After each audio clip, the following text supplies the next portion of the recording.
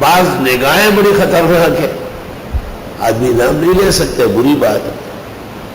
محبت کی بھی نگاہ ہوتی ہے۔ علی اور فاطمہ کی نظر لگی ہے حسنین کو، صحاح میں موجود ہے۔ آپ نے کہا جب اسحاق اور اسماعیل کو نظر لگتی تو ابراہیم علیہ السلام یہ کلمات پڑھتے، آپ نے وہ کلمات پڑھے اور ان کو دم کیا۔ اور ایک پیغمبر نے کہتے قوم کو دیکھا بہت اچھی لگی، سب مر گئے، سب پیغمبر ہوئے ٹھمبا وہ سب حالانکہ ٹول مڑ کر حق تعالیٰ نے کہا کہہ دیتے نا حسنتکم بالحی القیوم الذی لا يموت ابدا ودفعت عنکم السوء بلا حول ولا قوت الا باللہ۔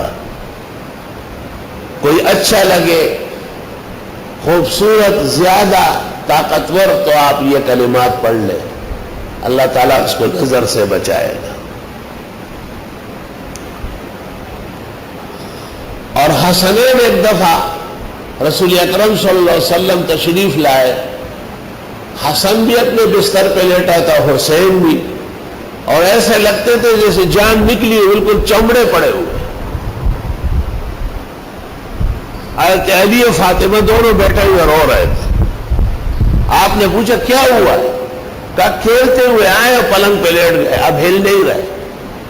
آپ پلنگ پہ ایسا ہاتھ رکھ کے ان کو دیکھتے رہے، اتنے میں جبریل آیا، اللہم ذا السلطان العظیم والمن القدیم والسلطان العظیم، یہ کلمات پڑھ کر جبریل نے سنائے اور فرمایا کہ یہ پڑھ لیں ذرا۔ جب آپ نے یہ کلمات پڑھ کر ان پر دم کیے، دونوں اٹھ گئے اور یلعبان بین یدیہ، آپ کے سامنے کھیلنے لگ گئے۔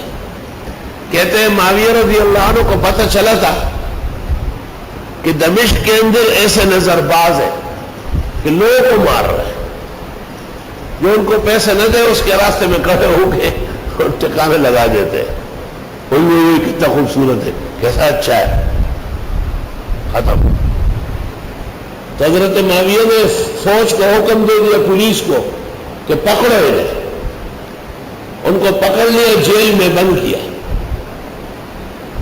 اور حکم دے دیا کہ ان کا روٹی سالن راشن اندر ہی دیا کرو۔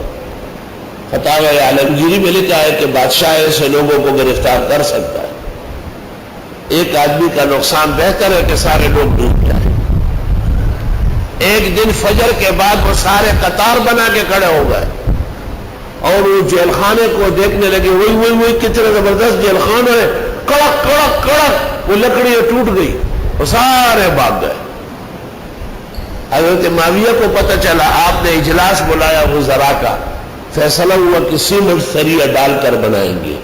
اس کے بعد یہ بڑے بڑے جیل خانے بن گئے۔ یہ کوئی معمولی کام تھوڑے ہے۔